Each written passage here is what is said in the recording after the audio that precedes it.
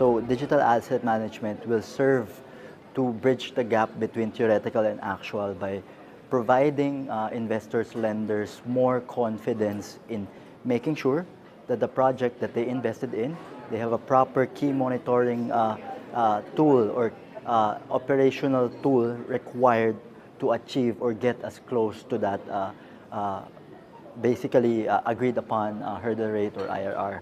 So I think it will give more confidence, and then it can also add another layer of efficiency because we're so used with retroactive or reactive,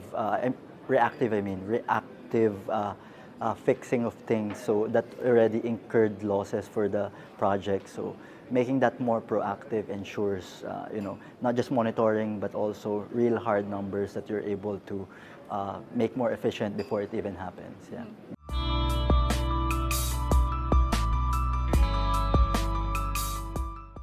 For me, is you manage your data as organized as it is. So we more focus on the clean data. So kagaya ng nabanggit ko, yung data kasi will serve as your health record or health data ng ano natin, ng asset natin.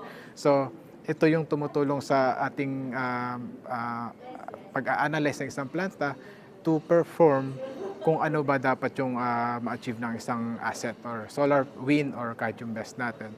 So pagdating natin sa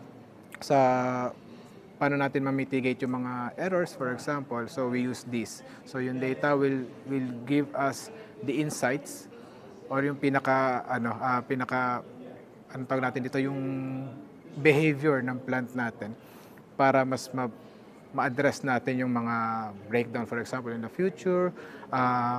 Of course, i-eliminate natin cost and then we increase our revenue.